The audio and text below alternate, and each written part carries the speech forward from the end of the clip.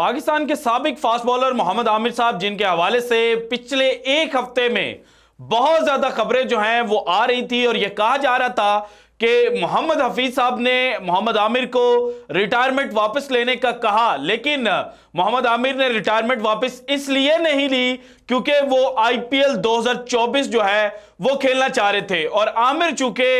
जनाब ब्रिटिश जो नेशनैलिटी है वो गेन कर लेंगे 2024 में, और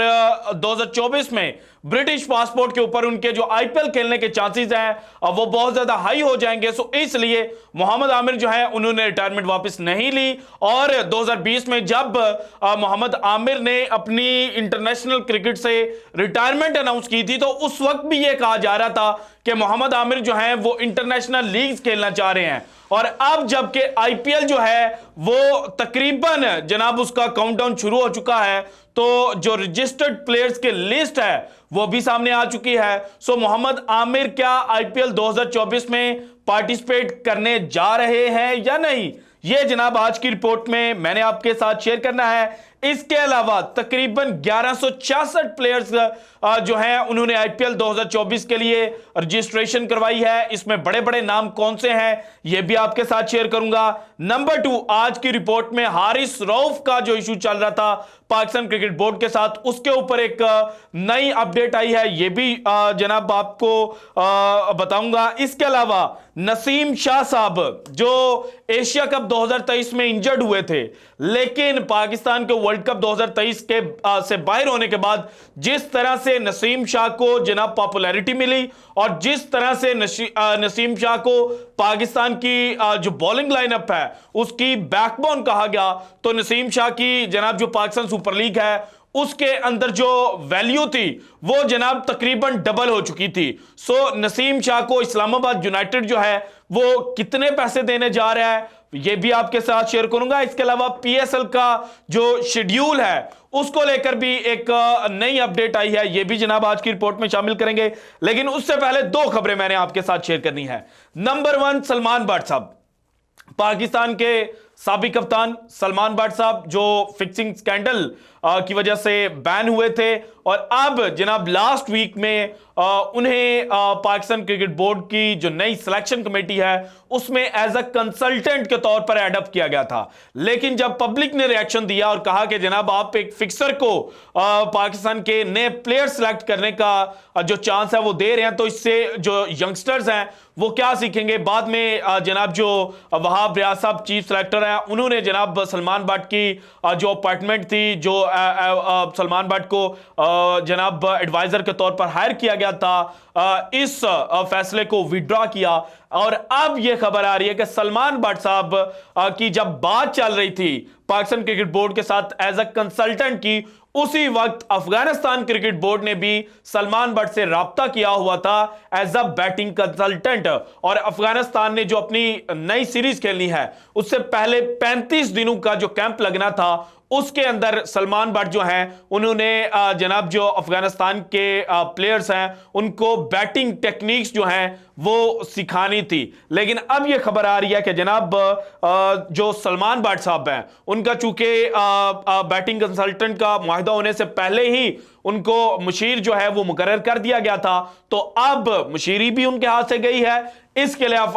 के बाद जो अफगानिस्तान क्रिकेट बोर्ड है उन्होंने भी सलमान बट से अब बैटिंग कंसल्टेंट के लिए राब्ता नहीं किया। सो वहाब रियाज की जो दोस्ती है वो सलमान बट साहब को इस वक्त बहुत महंगी पड़ चुकी है। इसके बाद जनाब वर्ल्ड कप 2023 का फाइनल जिसमें ऑस्ट्रेलिया जो है उसने भारत को शिकस्त दी थी, और अभी तक उस शिकस्त का जो गम है वो भारतीय क्रिकेटर्स और भारतीय ऑडियंस के जहनों से बाहर नहीं निकला। एक जनाब जो सेमिनार है वो हो रहा था भारत के अंदर, वहां पर ऑडियंस में से एक लड़का जो है वो भारत के जो साबिक क्रिकेटर हैं अजय जडेजा साहब, उनसे सवाल करते हैं कि क्या आपके नजदीक जो ऑस्ट्रेलियाई ओपनिंग बल्लेबाज हैं ट्रेविस हेड जिन्होंने 2023 के फाइनल में सेंचुरी दागी थी और सिंगल हैंडल्डली जो ऑस्ट्रेलिया है उसको मैच जितवाया था, वो और भारत के जो लेजेंडरी ओपनिंग बल्लेबाज थे वीरेंद्र सहवाग, ये जनाब एक जैसे हैं क्योंकि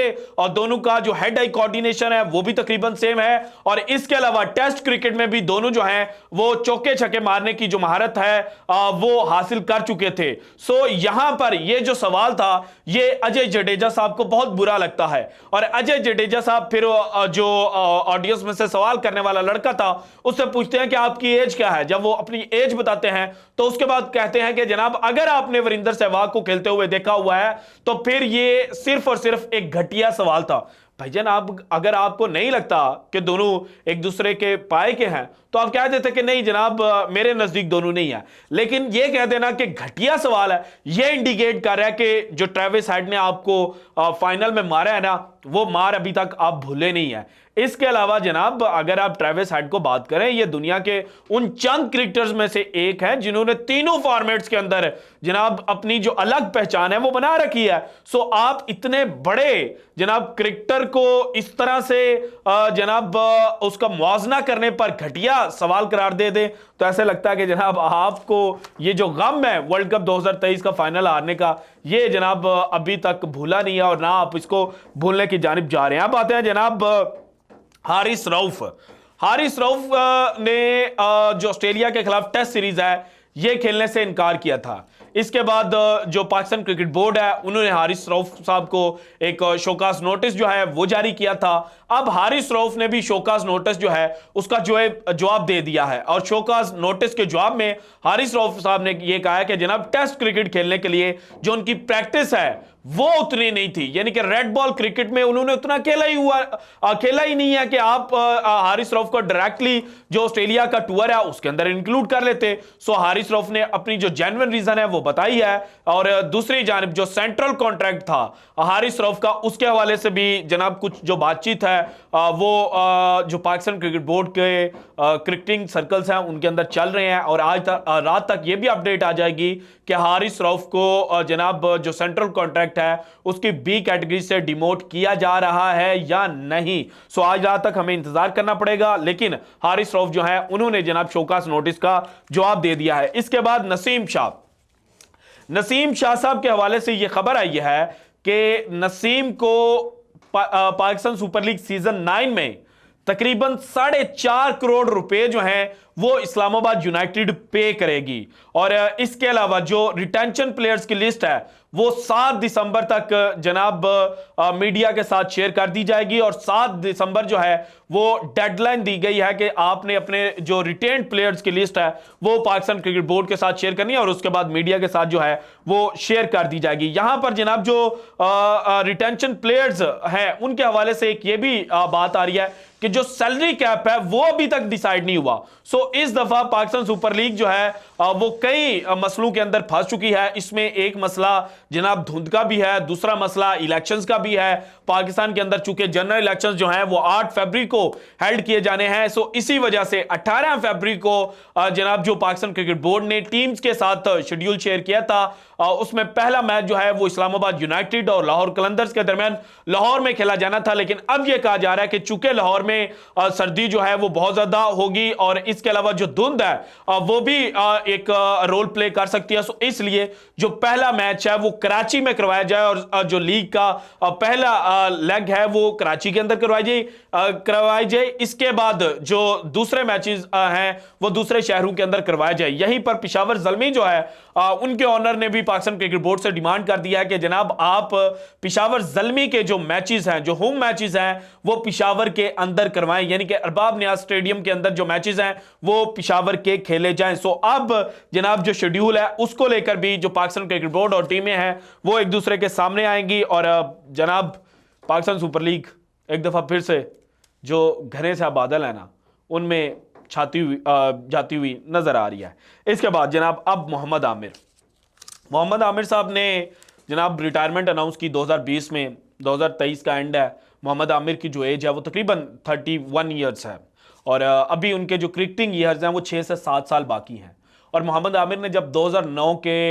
T20 वर्ल्ड कप के फाइनल के जनाब पहले ओवर की फाइनल बॉल के ऊपर जब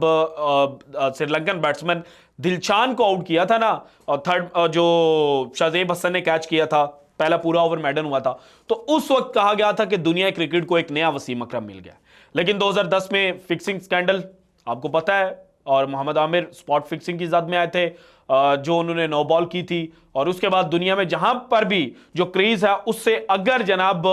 एक फुट बाहर पहुंच जाए ना, तो पहला सवाल ये किया जाता है कि जनाब ये जो लड़का है ये मोहम्मद आमिर की तरह स्पॉट फिक्सिंग कर रहा है। लेकिन मोहम्मद आमिर की 2016 में इंटरनेशनल क्रिकेट में वापसी होती है, और जो पहला मैच ही ये इंटरनेशनल क्रिकेट में वापस आकर खेलते हैं वो भारत के खिलाफ खेलते हैं। 88 ऑड रन के ऊपर पाकिस्तान टीम जो है वो एशिया कप के उस मैच में आउट हो जाती है। लेकिन जो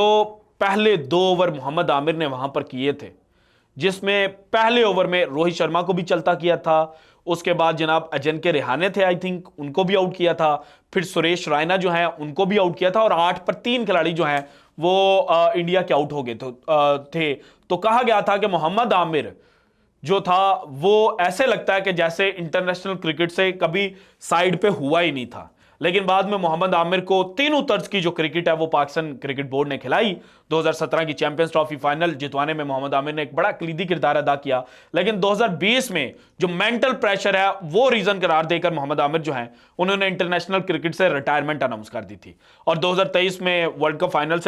कप से पहले जब पाकिस्तान को एक फास्ट बॉलर की जरूरत थी जो नई बॉल के साथ अच्छी बॉलिंग करता हो, तो बहुत ज्यादा जो क्रिकेट शायकीन है वो ये बात कर रहे थे कि पाकिस्तान क्रिकेट बोर्ड को मोहम्मद आमिर के साथ राब्ता करना चाहिए और मोहम्मद आमिर को अपनी रिटायरमेंट जो है वो वापस ले लेनी चाहिए। लेकिन उस वक्त तो पाकिस्तान क्रिकेट बोर्ड से किसी ने भी मोहम्मद आमिर जो है उनसे राब्ता नहीं किया था। लेकिन वर्ल्ड कप के बाद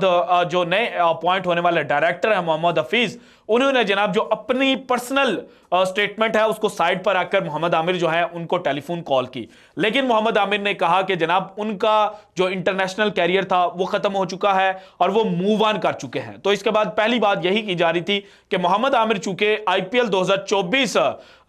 के लिए जनाब एलिजिबल हो जाएंगे, सो इसलिए मोहम्मद आमिर जो हैं वो आईपीएल खेलने को फौकियत दे रहे हैं। लेकिन अब जो 1166 प्लेयर्स की लिस्ट सामने आई है ESPN क्रिक इन्फो के मुताबिक, इसमें मोहम्मद आमिर का नाम शामिल नहीं है। सो दैट मींस कि मोहम्मद आमिर जो है वो आईपीएल 2024 के लिए नहीं अवेलेबल। अब इसके पीछे 2 बातें बताई जा रही हैं। एक तो यह है कि मोहम्मद आमिर जनाब इतनी जल्दी जो है वो आईपीएल खेलना नहीं चाह रहे थे कि कहीं उनके ऊपर एक दफा फिर से जो पैसा कमाने का टैग है वो ना लग जाए। और दूसरी रीजन ये बताई जा रही है कि मोहम्मद आमिर को शायद अभी तक जो ब्रिटिश पासपोर्ट है वो नहीं मिला और मोहम्मद आमिर अभी तक ब्रिटिश नेशनल नहीं हुए, और जैसे ही उनको पासपोर्ट मिलेगा तो उसके बाद जनाब वो अपना जो